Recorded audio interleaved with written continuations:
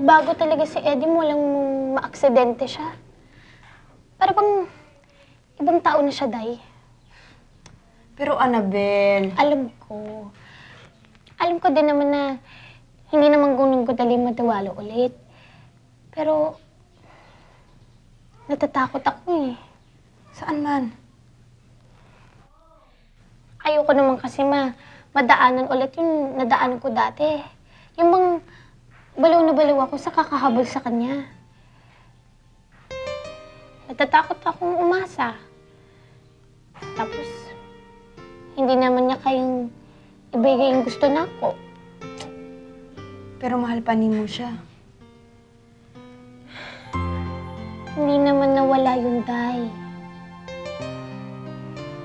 Wala nung una ko siyang makita. Hanggang ngayon, hindi nagbago akong gugma kanya. Alam ng Diyos yun. Mas matalino na ako ngayon. At alam ko na kung anong dapat at dili.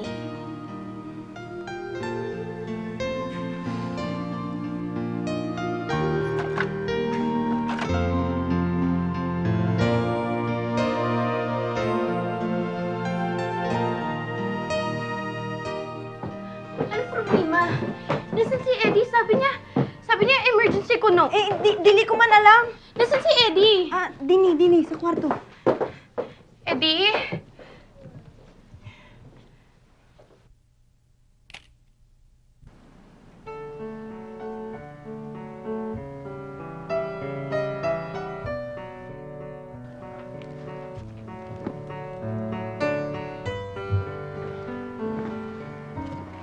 Una-una, gusto ko itong pasalamatan dahil sa pagmamahal na binigay mo. Alam kong gago ako at babaero, pero pinagtiyagaan mo ako hanggat sa magbago ako. Anong ibig sabihin nito, Eddie? Tapusin mo muna ako.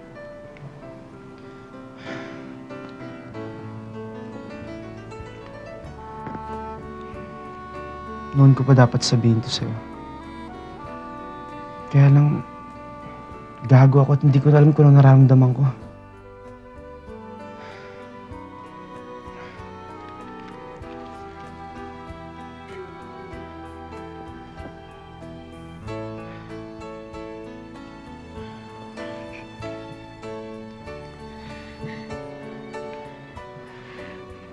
Noon ko pa dapat sabihin to sa'yo. Kaya lang, gago ako at hindi ko alam kung ano nararamdaman ko. Mahal kita, Annabelle.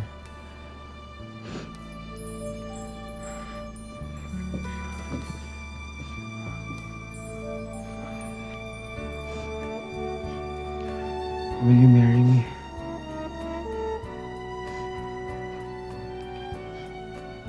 Hindi ko alam kung ano sasabihin ko. Say yes.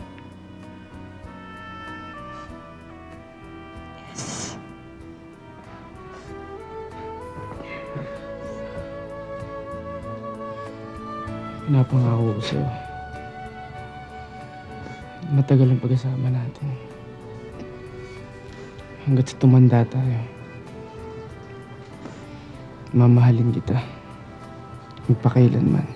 Di magwawakas hanggang sa dulo ng mundo.